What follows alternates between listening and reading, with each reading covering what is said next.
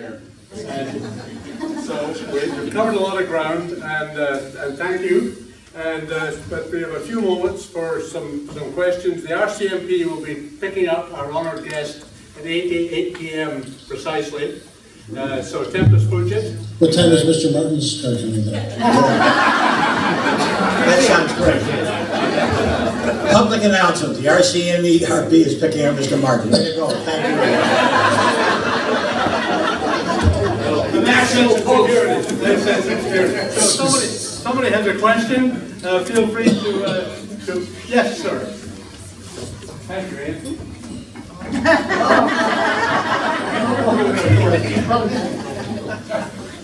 A little confused here. When we talk about the, let's call it the plight of the Aboriginal people, particularly of the North, it always seems to me that a good part of that is the fact that, as you pointed out, there's no opportunity for business. So the young people grow up and there's no hope. What are they going to do? And it causes a tremendous amount of problems. I frankly don't know how you solve that particular problem, but I think that perhaps as part of what you're trying to do, there's some opportunity to look towards not only the education of the people, but towards the development of businesses for the northern communities. My son-in-law, who is a native person from Thunder Bay region, in fact, we were talking about holding meetings in Dennis Cromartie High School. He's Dennis Cromartie's son.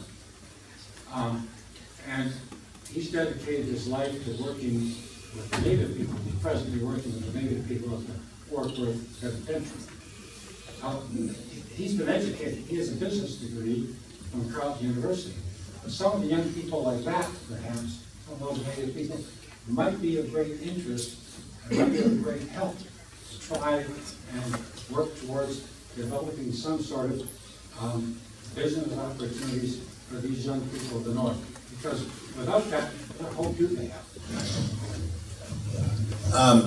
So the question is really what are the opportunities for in the North? It's got to be to develop business. It isn't only education, but the fact of the matter is it has to start with education. Because if you don't have the education base, you're simply not going to make it happen. And one of the real problems that exists is the further north you go, the more underfunded the education begins. So that most of those kids who are going to most of those northern schools are not getting an education, which in any way would give them the opportunity to graduate from high school. So the first thing you have to do is you've got to give them an education system within their community that is first class. The second thing you have to do is you've got to give them a healthcare system within their community that is first class. Because I'm going to tell you something right now. You know this as well as I do. That if you've got major health problems and you are not being carried through those, you're not going to get an education. You have the best education system in the world. They both have to work. They both have to work together. Now, I believe that in most of these communities, if in fact those kids, if the young people were given the kind of education that they wanted, if in fact we started to prepare up there, I mean, you see every university in the country is creating these campuses away from the university. There is no reason why up in northern Canada, in all of these places, we can't have these kinds of offshore campuses in order to provide these kids with the opportunity in order for them to learn the kind of thing that we're doing. But I'm going to just take your question one step further. And this is really the main issue. I think it's part of the answer. We are consistently talking about education as all of us went to the schools. Well, I'll tell you, if you take a look at what's happening technologically in terms of the disappearance of jobs and the creation, and I don't think I could tell you today what the Canadian economy is going to look like in 20 years. I don't think I could tell you what are the requirements that kids are going to need to be in business in 20 years. It's not there. And so what we really got to do is to start providing the kind of education system that is going to prepare kids for this kind of a thing. So I'll give you an example. coding. We talked about our course. We're going to bring, we've now got a program in one of our schools, we're joint venture we've got with Queens, in a literacy course where we're teaching kids literacy from kindergarten to grade 4. We're going to bring coding into grade 1. And I'm going to tell you, it's not, we're going to do this, and we're going to do it as a pilot program and on this, let's say at Walpole Island, on the reserve at Walpole Island. My single biggest fear is that the Canadian education system is going to wake up to this kind of thing. The public schools are going to start bringing all of this high technology, all of this stuff into their systems. We'll properly fund education on reserve, except we're going to properly fund it for the 20th century or the first part of the 21st century, but we're not going to be funding those kids for the kinds of education they're going to need in the world that is going to exist 20 years from now. But think this, if we do, you will be able to run any business no matter where you are.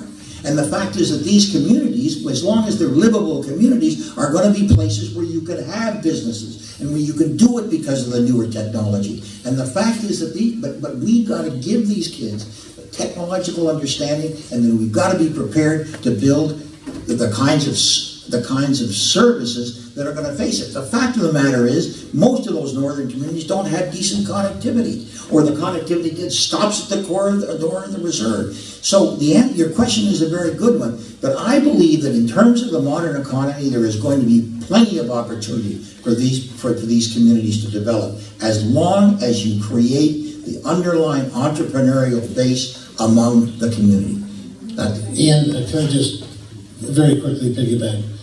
The preamble of your question said, especially in the north. Please don't misunderstand the fast-growing demographic regarding urban indigenous kids in this country. That's the fastest demographic around. And if we talk about education, whether it's 0 to 5 years old or whether it's through high school, the biggest challenge is not indigenous kids in the schools that we fund that they go to in Ontario. It's the kids who are the non-indigenous kids who need to understand a very different worldview. We can't have a situation, you mentioned Thunder Bay, where kids from Pekajikam fly-in reserves come down for high school education in Thunder Bay and go missing. There have been at least 10 deaths, murders, in the last 8 years in Thunder Bay. And that's probably teenager to teenager. So we have a lot of work to do regarding the kids that are going to our schools, regarding their understanding of individual differences that don't reflect in the mirror the ones that they present. Critical that our education system has to change. Mayor before councillor. Thank you very much, Mr. Martin, and I appreciate all you've done. And I really want to acknowledge the $32 billion investment made and announced yesterday. That's fantastic for this area.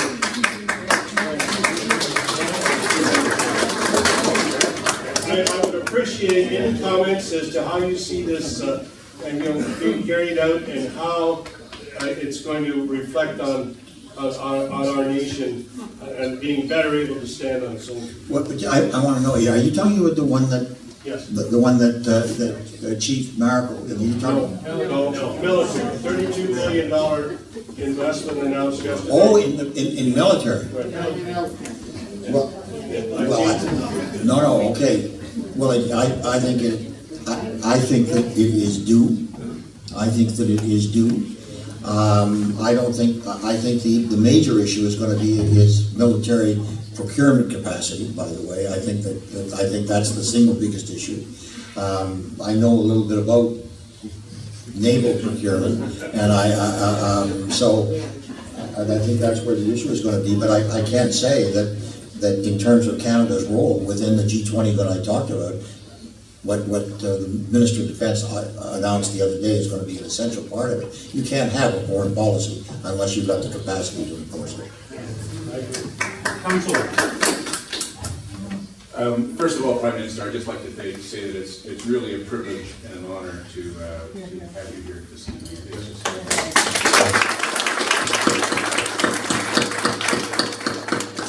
And you've touched upon two things that are very salient, I think, today. Women and entrepreneurship. But there's a little disturbance. My very first documentary that I ever made in 1971 was with Sister 2 Acts Early, a Mohawk woman, who was fighting for her rights and the rights of all Indigenous women within the community. And today, as we speak, we have a bill, Bill C3, I guess it is, S3. It's in the Senate, and it is struggling to recognize the equality of Indigenous women within the Act in response to a Supreme Court decision. It might just be me, but I think if we're looking at empowering a generation of Indigenous people, they're empowered by their parents. And the most important parental relationship is the mother, as you have so wisely indicated. But if that mother doesn't have power herself, she can't bestow that on her children. That can't happen. So I'd be interested in trying to understand why our Liberal government is having such a tough time recognizing the equality of women. Well, just are you referring to the?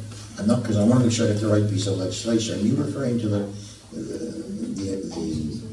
attempt to basically have the charter apply? Yes. On Yes. well, it's in the Senate. yeah. My understanding is, and I one of the things.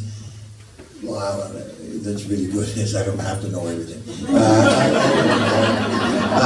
But my understanding is that part of the objection actually came from the women, the National Women's Association. Am I wrong in that? Well, I would defer to our members of Parliament. 618 all the way. Do you know? Okay, pardon me. Am I right that there was the women themselves? There was not the strong support coming from the women themselves. So there was an amendment that was made at the Senate called 61A all the way, which would essentially, yes, would enfranchise every woman in Indigenous territories. And but Senator Sinclair, the Indigenous Bar Association, and the National Women's Association have all said that it has unintended consequences if we introduce that amendment to the legislation at this time, because there's stuff in there that's just not going to work and could actually end up hurting, bringing a number of women and other individuals that have been prejudiced. So, for example, in the past, if an Indigenous man in the North, we were talking about the North and Northwest Territories, actually one of my fellow MPs, his father was directly affected by this, had a job, he was automatically had no status. He was taken. So if you had a job or you became a professional, you lost your status as an Indigenous person. This is going back a number of generations ago. We partially corrected it in '88 when we brought in Indigenous women. We brought them in at that time, and then we brought in from 51 to present. More recently into C3, and now they're trying to go right back to 1869 to bring all women in. But it's going to take time, because they're saying that it could be anywhere from 80,000 to 2 million individuals. Well, that number, so the data itself is deeply flawed to try to understand exactly how many people would be brought in. Under the original Bill S3, 35,000 people would have been brought in immediately. And they're saying that's a manageable way to go. So as a stage one, and then we would have a stage two process where we would enter into a consultation process with Indigenous communities to say, okay, how do we want to roll this out the rest of the way so that we can bring all women and all disenfranchised Indigenous people so they don't. So is that how we work it? The manageable number? No. How we work it is that we make sure that we get it right in the first place. Prime Minister, right I now, don't mean to be causing a kerfuffle, but Rick Alonso, the chief counsel of the Abenaki, told the Commons Committee on Tuesday, but for a century this year, to speak to what Charles Pascal was talking about, For a country this year that will be celebrating its 150th anniversary to still stand and say we discriminate against women, I am ashamed. And in the reference to the Native Women's Association of Canada, their president, Francine Joe, says even though she's only interim president, and they still want a dialogue with the Commons Committee, it too supports Bill S3 as amended by the senators. So in committee the other some things day, inconsistent. in the committee, I sit on the Indigenous Committee, and we've been studying this now for the last, this past week for 6 hours in total of witnesses coming to the committee. And we've had a number of different organizations and individuals that have come to speak, and the concern from NWAC and from IBA and from Senator Sinclair himself said that right now that amendment is flawed. And so we need to have the consultative process. And the consultative process has timelines attached to it, right? And within 5 months, we will have established a way forward, and then after 18 months, we will finish the consultative process with all Indigenous individuals and communities across the country to make sure that we do get this absolutely right, and so that every Indigenous person can have recognition as a status people. I'm sorry, I didn't mean to hijack. No, let me tell you, that a lot of people in this room are liberals, which mean they're intelligent and they want to debate these things. And I think that's the kind of thing that should happen. And I think that, thank God you were able to step in.